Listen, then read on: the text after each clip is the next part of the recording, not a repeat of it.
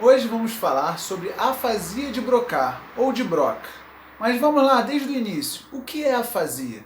A afasia é um distúrbio de linguagem que acaba atrapalhando a capacidade de comunicação de uma pessoa. Ela é decorrente de uma lesão cerebral ocorrida por traumatismo ou acidente vascular cerebral, o AVC. Mas também pode aparecer por causa de um tumor, uma isquemia, uma hemorragia. Esse tipo de lesão pode afetar o hemisfério cerebral esquerdo, responsável pelas capacidades de falar, de ler, escrever, compreender, mas cada um desses aspectos de linguagem está localizado em uma parte diferente, por isso existe mais de um tipo de afasia. O afásico, ele perde essa capacidade dita antes, deixa de falar e de entender o que as pessoas dizem. É como se estivesse ouvindo um outro tipo de língua que não conhece. Ou ela pode entender muito bem o que a pessoa fala, mas ela não consegue explicar, não consegue que a pessoa entenda o que ela quer dizer. Vale ressaltar que a pessoa pode ter problemas de articular sua fala, mas não necessariamente ter a afasia. Para ser considerada afásica, a pessoa tem de apresentar um distúrbio no sistema nervoso central, mais especificamente na região do córtex. As inabilidades de linguagem do afásico dependem da localização, extensão e severidade da lesão cerebral.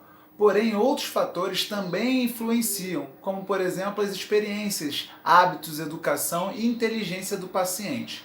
Por não existirem duas pessoas com as mesmas características, os afásicos não são iguais e estão diretamente relacionados com o nível de cultura e influência anterior à lesão. A American Stroke Association divide as afasias em três tipos principais. Vamos falar da de Broca. Esta afasia ocorre por lesão na área de Broca, localizada no giro opercular da região frontal do hemisfério, com predominância esquerda, lateralização das funções encefálicas, locais responsáveis, por exemplo, pela expressão, ou seja, como as palavras vão se unir para formar frases. Por isso, o paciente ele não consegue formar frases completas, nem entender quando ditas por outras pessoas. Ele não usa artigos, conjunções ou verbos de ligações, verbos ser e estar, por exemplo. Quando não conseguem encontrar as palavras corretas, muitas vezes usa palavras próximas para dizer o que quer. Exemplo, amanhã minha família vai fazer um churrasco. Ao invés disso ele fala, amanhã vou num churrasco, ontem família, não, amanhã churrasco, família. Além disso, a pessoa cometida por essa afasia não consegue encontrar os termos corretos para orientações espaciais ou de tempo, como esquerda, direita, para cima, para baixo. A afasia não afeta só a linguagem falada, ela também afeta a linguagem escrita. Tem pessoas afásicas que não conseguem ler o que escreveram. Então concluímos que a afasia de Broca é um transtorno neurológico caracterizado pela dificuldade em se expressar verbalmente.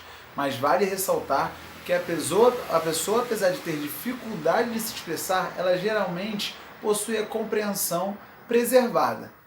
Muitas pessoas acham que só porque o afásico não fala bem, ele não pensa bem. Ele pode ter um problema de fala e nenhum problema de compreensão. Acontece muito de uma pessoa achar que ele não entendeu, mas ele entender e não conseguir se expressar. A adaptação. Existem pessoas que se adaptam e conseguem, na hora de expressar algo que esqueceu, mudar o que ia falar com o mesmo sentido. Vamos dar um exemplo. A pessoa quer pedir uma panela para fazer comida e esquece da palavra panela. Então, na hora, ela vai e muda. Vou fazer comida onde? No pote? Induzindo o que ela quer. Essa é uma forma de se adaptar. Sobre o diagnóstico da doença, por exemplo, é importante encaminhar para um fonoaudiólogo, para que ele ajude nessa recuperação. Uma equipe multidisciplinar, em conjunto, óbvio, com a presença da família, é importante para que o paciente consiga enfrentar as dificuldades que estão por vir.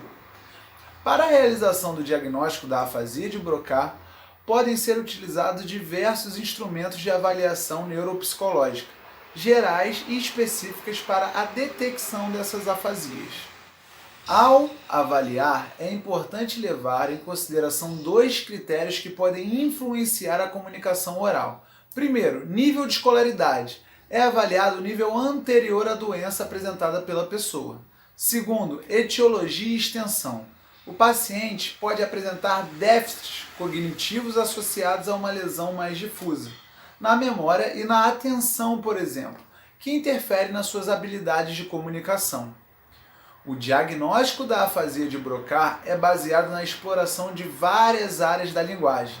Avalia-se se cada uma dessas áreas está preservada ou afetada e, a partir disso, identifica-se o tipo de afasia em questão. Vou dar agora alguns exemplos de reabilitação.